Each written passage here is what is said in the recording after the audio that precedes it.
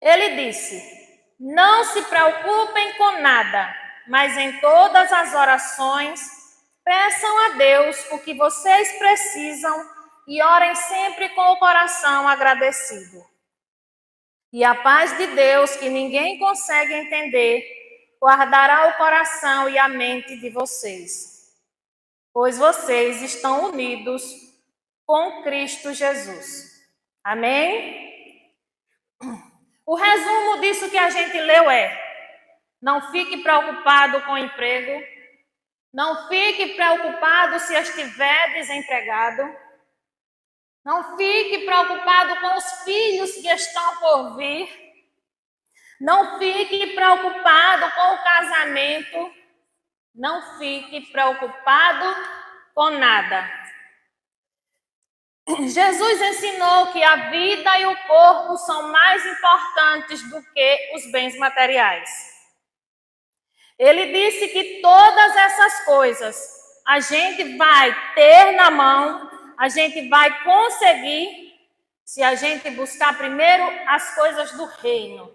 Se a gente buscar primeiro a Deus, Ele vai suprir todas as nossas necessidades. Aí Paulo disse: se você tiver um problema, seja ele qual for, apresente a Deus na sua oração. Quando você vai apresentando, não quer dizer que a sua primeira oração vai ser respondida.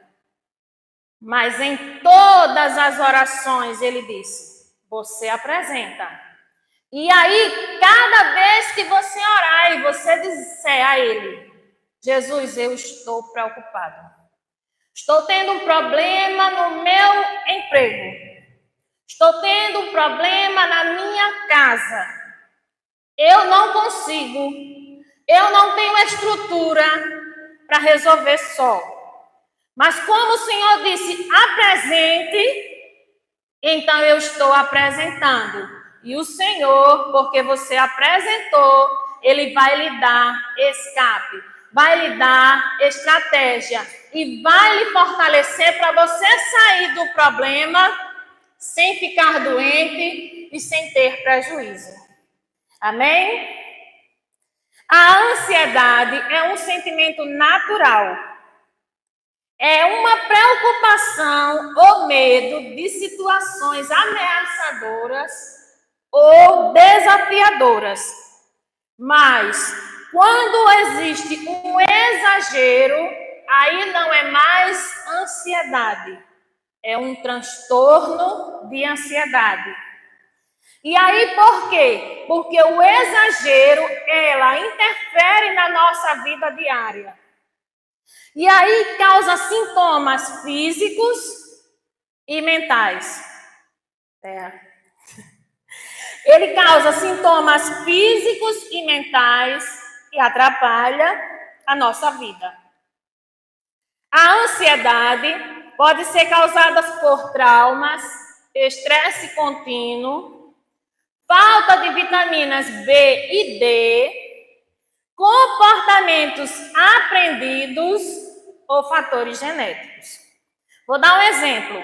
Se você conviver numa casa em que a pessoa está sempre para baixo, porque ela tem uma ansiedade, uma depressão, alguma coisa assim, e aí você cresce vendo, sua mãe está sempre chorando, sua mãe está sempre para baixo, ela está sempre reclamando de tudo, nada está bom, não gosta de conviver com as pessoas, ela se isola. É possível que pelo fato de você conviver com alguém dessa maneira, você aprenda que isso é normal. E, na verdade, não é. Também tem os fatores genéticos.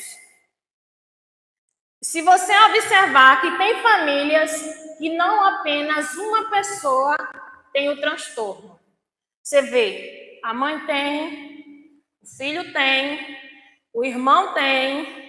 E aí, várias pessoas, elas têm, por quê? Foi hereditário. O que é hereditário? É passado de uma pessoa para outra. Mas isso pode ser quebrado. Quem quebra a maldição hereditária? Jesus. Nós aprendemos que a ansiedade, ela não tem cura humanamente falando.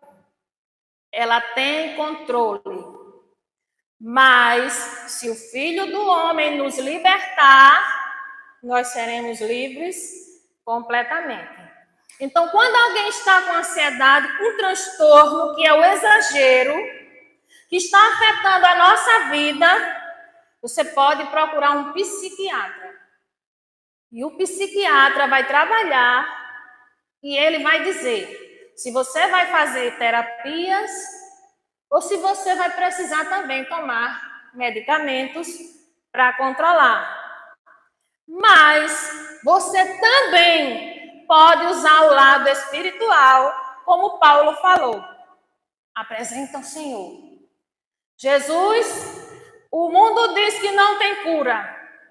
O médico disse que tem controle, mas o Senhor, que é o médico dos médicos, pode me sarar. Amém?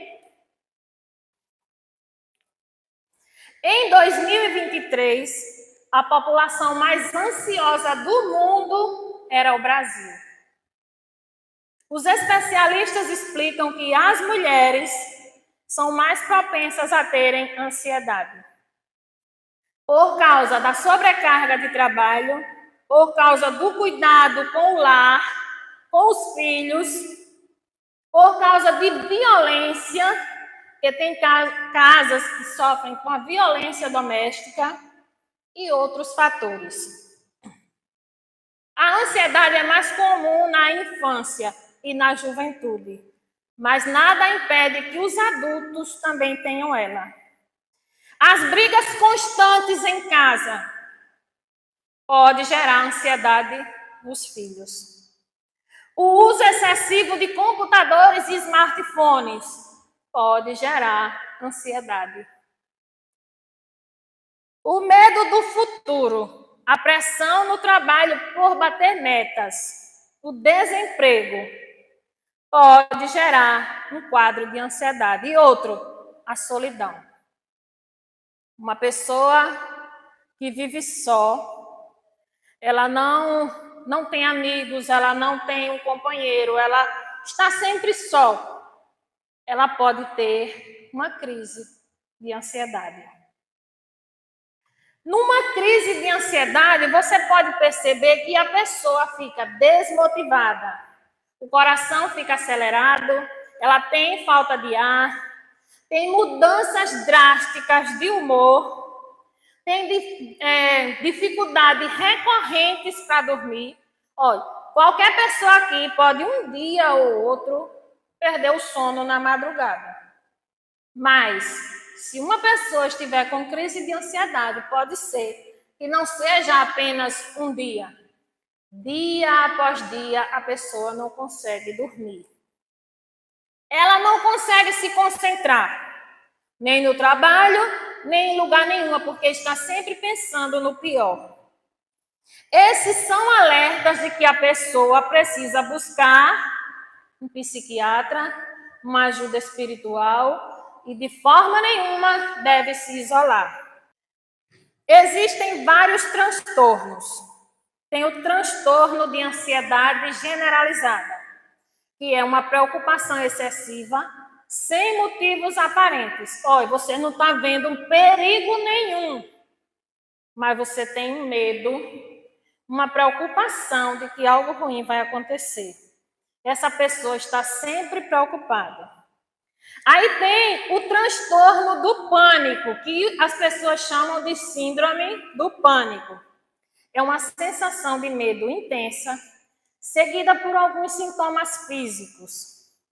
Pode ser coração acelerado, suor frio, falta de ar, tontura, tremores e até desmaios.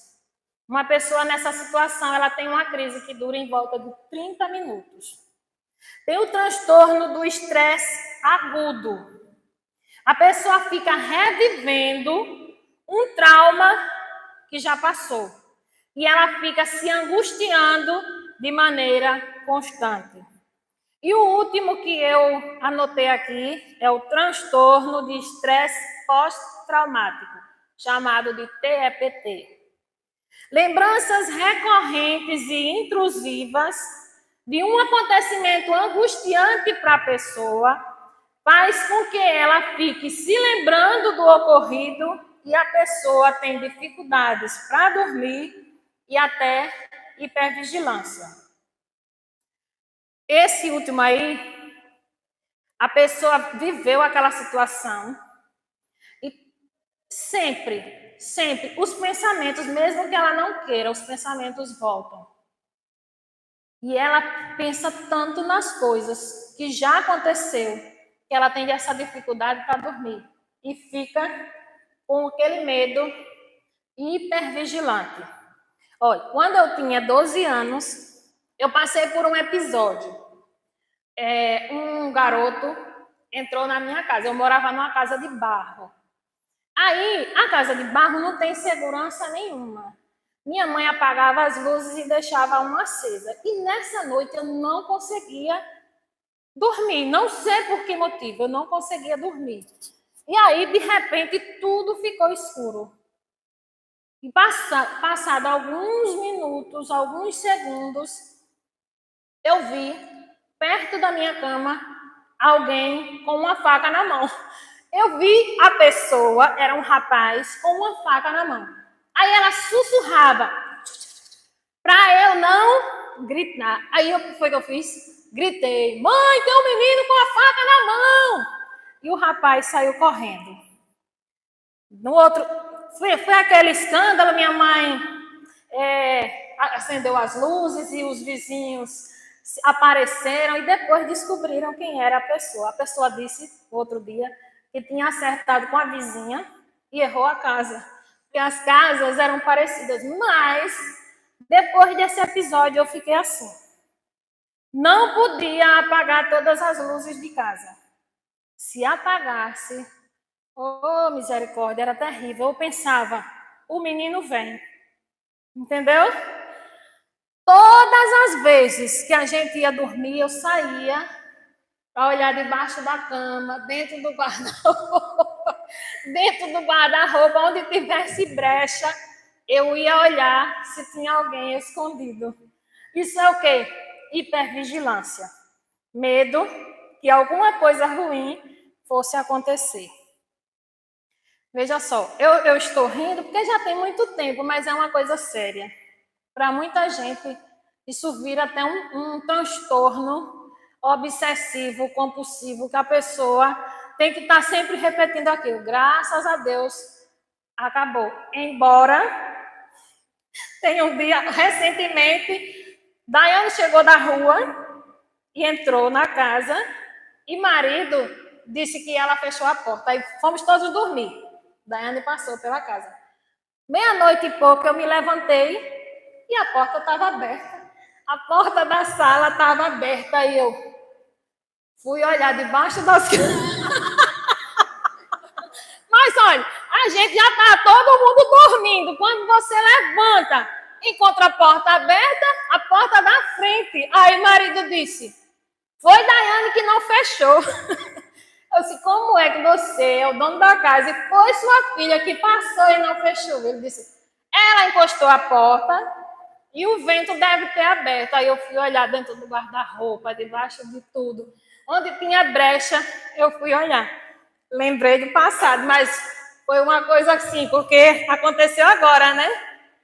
E aí, como esses eventos de transtornos de ansiedade ocorrem geralmente na adolescência, eu quis saber como foi a criação das mães de vocês. Não falei com todas as mães, não. Falei com algumas. E eu vou ler o depoimento delas agora.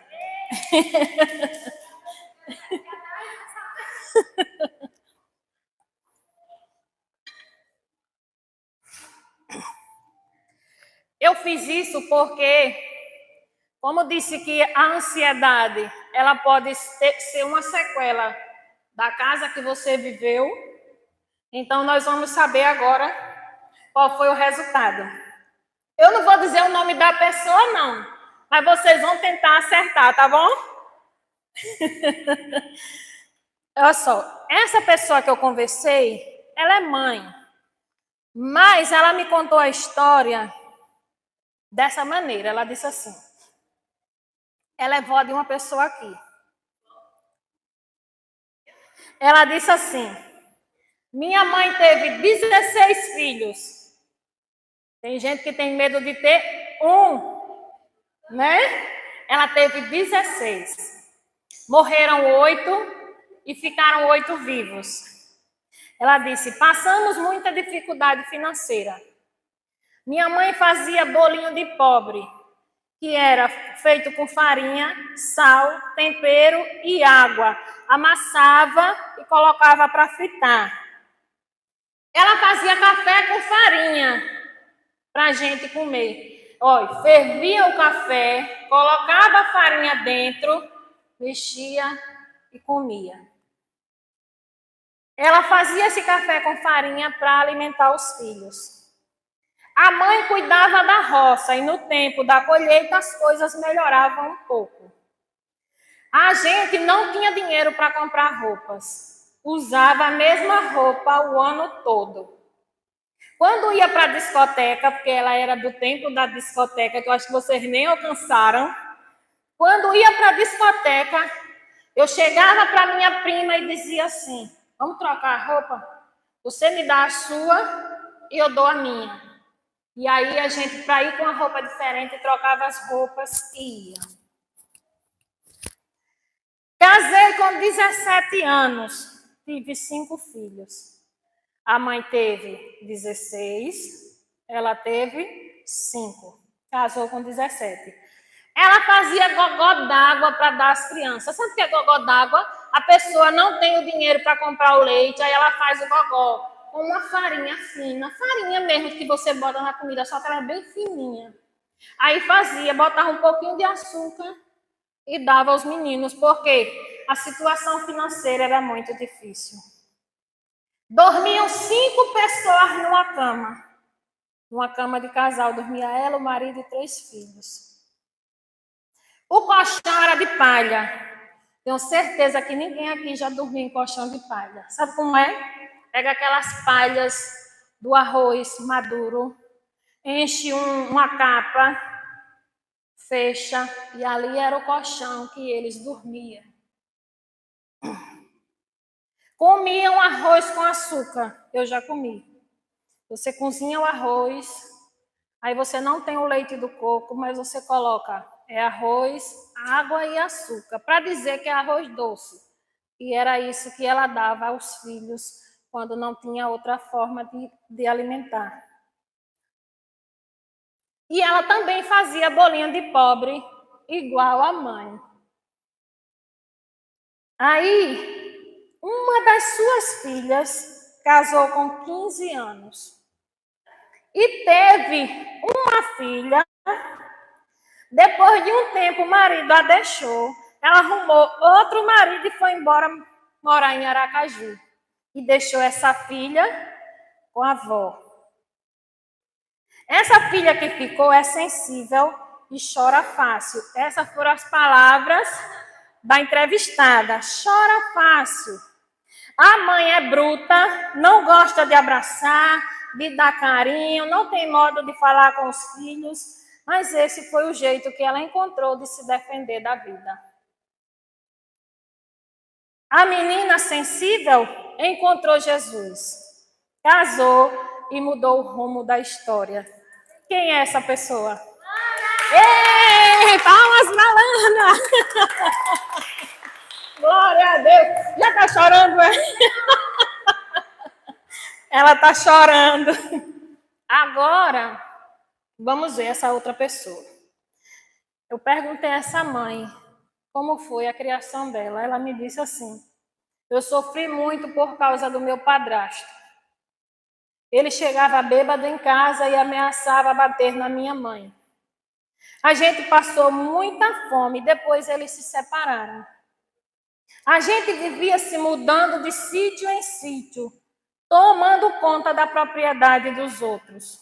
Escovava os dentes com sabão, porque não tinha creme dental. Não consegui terminar os estudos no tempo certo. Não tinha TV em casa e eu assistia na casa dos vizinhos. Um desses vizinhos tentou me violentar, mas eu lutei com ele e consegui me livrar. Quando eu casei, tive alguns filhos.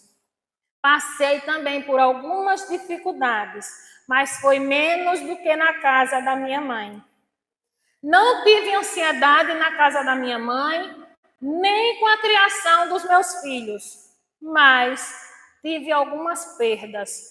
E por causa dessas perdas, que foi a minha mãe, a irmã e o esposo, eu tive depressão e precisei fazer um tratamento com medicação. Hoje estou livre e não preciso mais. Minha filha está bem, tem a casa dela e não precisou passar pelo que eu passei. De quem estou falando? Ninguém sabe? De quem? De Tainá. Vamos aplaudir ao Senhor pela vida da Tainá.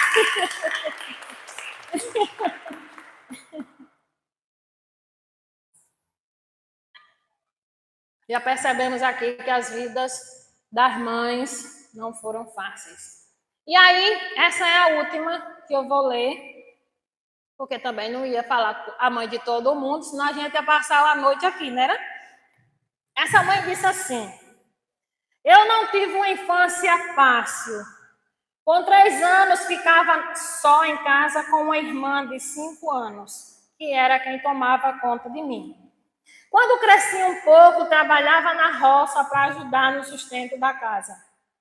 Não tive direito de ser criança. Era uma criança que vivia como gente grande. Não brincava, só trabalhava. Fui para a escola com 9 anos. Só estudei até a 2ª série porque não dava para trabalhar e estudar ao mesmo tempo. Não tive chance de ser feliz, por isso casei cedo. Quando casei, tive muita dificuldade porque meu marido não era esforçado. Eu tinha que me virar para tudo. Depois a gente se separou e um dos filhos ficou quase com depressão. Ficou um tempo sem estudar, mas depois fez o supletivo e conseguiu concluir os estudos. Eu orava muito por ele, para que ele ficasse bem, mesmo sem dizer nada a ele. Até que ele se recuperou, casou e tem uma vida bem melhor do que a minha. Como ele é como genro? Eu disse, ele é bom. Não precisa nem dizer, né? Essa foi a mãe de Isaías que deu esse testemunho. A gente percebe que as mães não tiveram uma infância fácil. Sempre foi difícil para elas. Até porque, por conta dos muitos filhos que elas tiveram.